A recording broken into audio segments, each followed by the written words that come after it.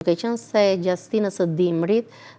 fillon dhe temperaturat bien dhe automatikisht dhe ajri është pak më i nxehtë dhe dalja midis dy temperaturave ekstreme kanë tendencën që lëkura të shkojë drejt tharjes më tepër, ne rekomandojmë që të kenë më tepër kujdes për ta hidratuar dhe jo vetëm, por dhe për të përdorur ceramidet apo lipozomet për të shtuar pak nivelin e yndyrës në lëkurë, sepse lëkura e prish pH-in e saj, pra nuk është më 5.5,